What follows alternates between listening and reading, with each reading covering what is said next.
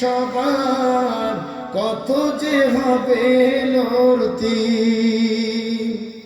জীবনের সব পিছু টানতাই হেরে যায় বারে বারে। দুঃখ কি আর তাদের থাকতে পারে? বলেন, আল্লাহকে যারা বেসেছে ভালো, দুঃখ কি আর তাদের থাকতে পারে? হতাশা কি আর তাদের থাকতে পারে? যারা লয়েছে মুখে কোরআনের বাণী, লয়েছে মুখে কোরআনের বাণী, হতাশা কি আর তাদের থাকতে পারে?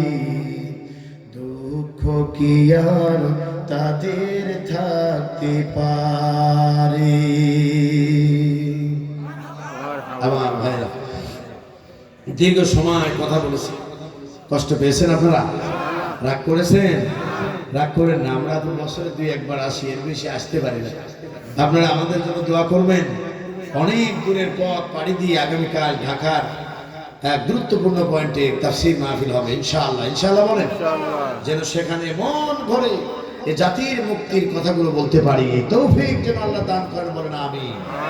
আমার বন্ধুগণ, তাহলে আমার আজকের আলোচনার মূল বিষয় ছিল যারা কুফরি করেছে, আর কুফরের ব্যাখ্যায় আমরা বলেছি সংক্ষেপে মহাসত্যকে অস্বীকার করা। বলেন ঠিক কিনা? আর মহাসত্য কি বলেছিলাম? বলেছিলাম মহাসত্য হলো আল্লাহ, মহাসত্য কোরআন, মহাসত্য কি ইসলাম, মহাসত্য হলো আমার নবী। বলেন ঠিক কিনা? এরপরে অসত্য আন সাবিলিল্লাহ, যারা আল্লাহর রাস্তায় বাধা প্রদান করেছে, এই সমস্ত মানুষগুলি, এর 4টে পয়েন্ট বলেছি। আল্লাহর রাস্তায় বাধা কিভাবে বাংলাদেশে দিয়েছে, আরো অগণিত পয়েন্ট ছিল, আমি বলতে পারলাম না বলে দুঃখিত।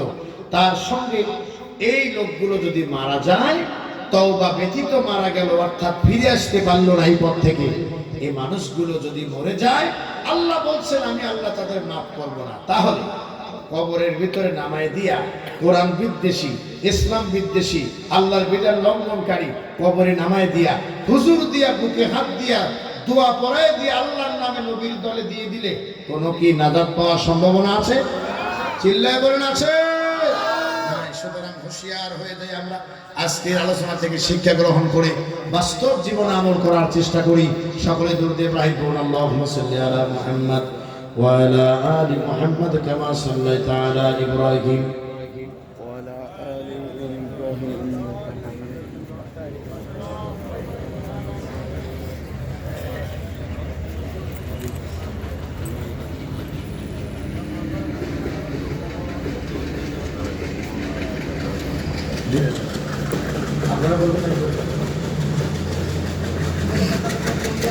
জি শোনেন, একটা জরুরি এলান শোনেন। আগামীকাল ডক্টর ফয়জুল হক ওনার আসার কথা ছিল, কিন্তু ওনার বিশ্ববিদ্যালয়ে একটা জরুরি নিয়োগ বোর্ড থাকার কারণে, পরীক্ষা থাকার কারণে উনি আগামীকাল আসতে পারবেন না। এজন্য এই মঞ্চে পরের দিন দিনের বেলায় দুপুর 2টায় অর্থাৎ 2:30টার সময় উনি এখানে তাসরিফ আনবেন এবং কথা বলবেন। আপনারা ইনশাআল্লাহ আসবেন এবং অন্যকে সাথে নিয়ে আসবেন ইনশাআল্লাহ। ইনশাআল্লাহ বলেন। আগামীকাল নয়, বরং পরের দিন, অর্থাৎ কাল কি বার? বুধবার। পরের দিন কি? বৃহস্পতিবার। বৃহস্পতিবার আপনার জোহর আপনারা এসে এই মাহফিলে শামিল হবেন ইনশাআল্লাহ বলেন। আল্লাহ যেন কবুল করেন, বলেন আমিন। সভাপতি সাহেব একটু সালাম দিবেন। আলহামদুলিল্লাহ। জি আপনারা আল ফালাহ ট্রাস্টের উদ্যোগে 2 দিন ব্যাপী